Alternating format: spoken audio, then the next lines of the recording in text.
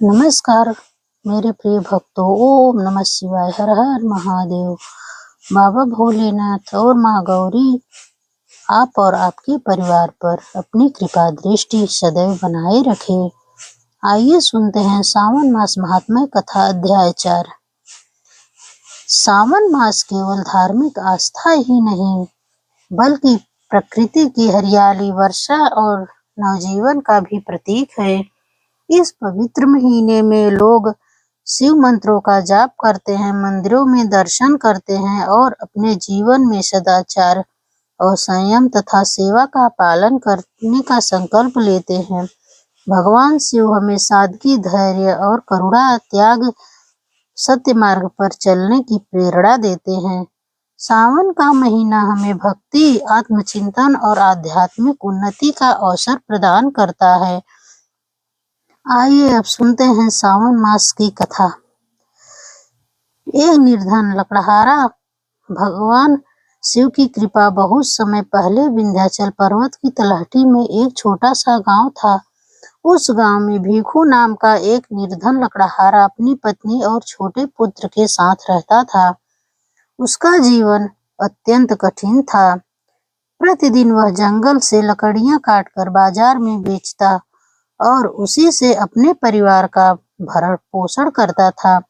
कई बार पूरे दिन की मेहनत के बाद भी इतना धन नहीं मिलता कि परिवार भरपेट भोजन कर सके। भीखू निर्धन अवश्य था, परंतु उसका मन अत्यंत पवित्र था।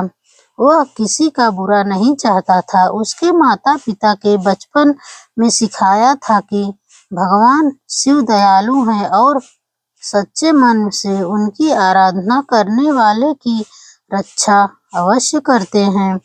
इसी कारण वह प्रतिदिन जंगल जाने से पहले गांव के प्राचीन शिव मंदिर में जाकर एक लोटा जल अर्पित करता और श्रद्धा से ओम नमः शिवाय का जाप करता था।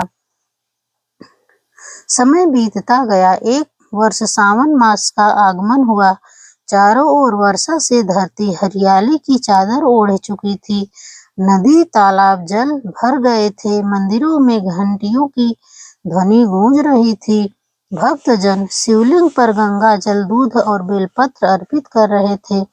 गांव में एक विद्वान सन्यासी आया। उन्होंने लोगों को सावन मास का महत्व बताते हुए कहा, जो मनुष्य इस पवित्र मास में भगवान शिव की श्रद्धा पूर्वक पूजा करता है, सत्य बोलता है, किसी प्राणी को कष्ट नहीं देता और अपनी सामर्थ्य के अनुसार दान करता है, उस पर भगवान भोलेनाथ विशेष कृपा करते हैं। भीखू ने यह उपदेश सुना और उसी दिन संकल्प लिया कि पूरे सावन मास तक वह प्रतिदिन शिवलिंग पर जल चढ़ाएगा, किसी से झूठ नहीं बोलेगा और अपनी कमाई में से थोड़ा सा अन्न किसी भूखे को अवश्य देगा। उसकी पत्नी ने कहा, हम स्वयं बड़ी कठिनाई से जीवन बिताते हैं, फिर भी यदि यह भगवान की इच्छा है तो अवश्य करेंगे। अगले दिन भीखू जंगल गया। उसने देखा कि वर्षा के कारण रास्ता बहुत फिसलन भरा हुआ था। तभी उसे एक वृद्ध व्यक्ति दिखाई दिया जो कीचड़ में गिर गया था। भीखू ने अपनी लकड़ियों का गट्ठर नीचे रखा और उस वृद्ध को सहारा देकर सुरक्षित स्थान पर पहुंचाया। वृद्ध ने कहा, बेटा, तुम्हारी लकड़ियां भीग जाएगी, पहले अपना काम कर ले। भीखू मुस्कुराकर बोला, मेरी लकड़ियां फिर मिल जाएगी, लेकिन यदि आपको कुछ हो जाता है तो मुझे जीवन भर पछतावा रहता है। वृद्ध ने प्रसन्न होकर आशीर्वाद दिया और चले गए। कुछ दिन बाद लगातार वर्षा के कारण जंगल में लकड़ियां मिलना कठिन हो गया। भीखू की कमाई लगभग बंद हो गई। घर में अन्न समाप्त होने लगा, फिर भी उसने अपना नियम नहीं छोड़ा। वह प्रतिदिन शिव मंदिर जाकर जल चढ़ाता और भगवान से केवल इतना कहता, प्रभु, मुझे इतना सामर्थ्य दीजिए कि मैं ईमानदारी से अपने परिवार का पालन कर सकूं।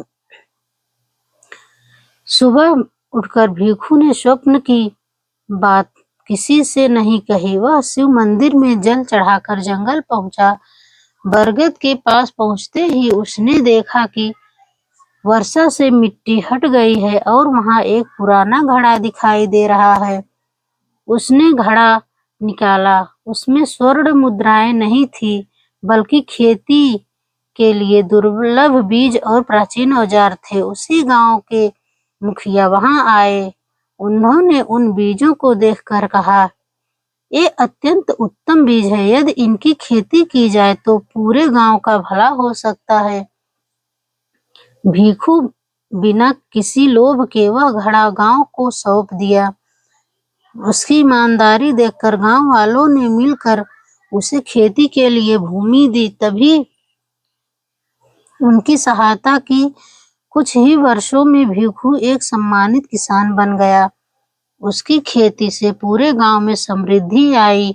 उसने सबसे पहले शिव मंदिर का जीर्णोद्धार कराया, यात्रियों के लिए धर्मशाला बनवाई और गरीबों के भोजन की व्यवस्था प्रारंभ की। जब लोग उससे उसकी सफलता का रहस्य पूछते तो वह कहता, भगवान शिव ने मुझे धन इसलिए नहीं दिया कि मैं केवल अपना सुख देखूं। उन्होंने मुझे सेवा का अवसर दिया।